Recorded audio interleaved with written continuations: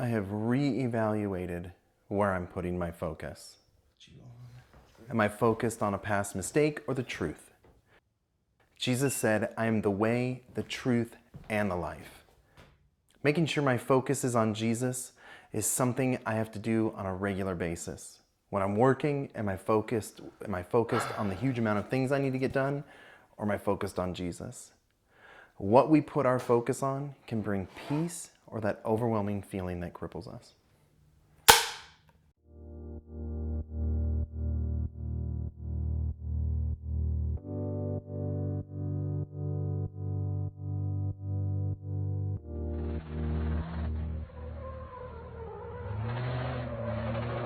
I've heard stories of people who did training to be race car drivers.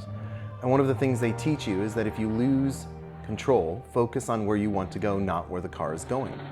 So if you're headed for a wall, look at where you want to steer the car, and that focus will enable you to right yourself. But if you keep staring at the wall while you're trying to right yourself, eventually you're going to end up hitting that wall. I've learned the same is true in our Christian life when it comes to our thinking. What we focus on, we give power to, right? If we focus on a negative in a situation or a circumstance, we're most likely going to reap the negative outcome. If we focus on things like addiction, we'll continually give power to that addiction, right? But if we focus on Jesus and begin to fellowship with Him, the byproduct of that relationship is we walk in the freedom that He paid for. Right? If we focus on Jesus, we'll get Jesus. And Jesus is the answer to every issue and every situation. If you struggle with addiction, Jesus is your liberator. If you struggle with depression, Jesus came to give you joy. If you struggle with fear and anxiety, Jesus is the Prince of Peace, right? We want to focus on the one who came to set us free. Now, Paul talks about this in Philippians 3:12 through 14. He says, I don't mean to say that I've already achieved the things or that I have already reached perfection, but I press on to possess that perfection for which Christ first possessed me. No, dear brothers and sisters, I have not achieved it, but I focus on this one thing.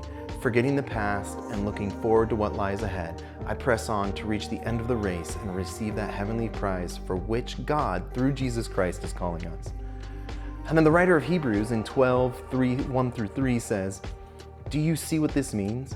All these pioneers who blazed the way, all these veterans cheering us on? It means we'd better get on with it. Strip down, start running, and never quit. No extra spiritual fat, no parasitic sin. Keep your eyes on Jesus, who both began and finished this race we're in. Study how He did it, because He never lost sight of where He was headed. That exhilarating finish, and with God, He could put up with anything along the way. Cross, shame, whatever. And now He's there in the place of honor right alongside God. That's the Passion Translation. For those of you that are wondering, there was a moment in my life as a Christian, it was about 10, 12 years into being a Christian, I really struggled with depression and pornography. And I would continually try to move past it. I mean, I had accountability partners, I confessed sin, all this stuff, and I'd even go to my accountability partners and say, oh, here I did it again, and they would just do that one thing. They would just be like, well, we're gonna pray and you better not do it again. But because we just kept talking about it and talking about it and talking about it the entire time that I was struggling with it, what did I eventually do when I got done? Because I'd been thinking about it the whole time, I just went and, I'd just be like, well, thanks for telling me I shouldn't do it again, but now that we've been sitting here talking about it forever, I'm just gonna go ahead and go do it.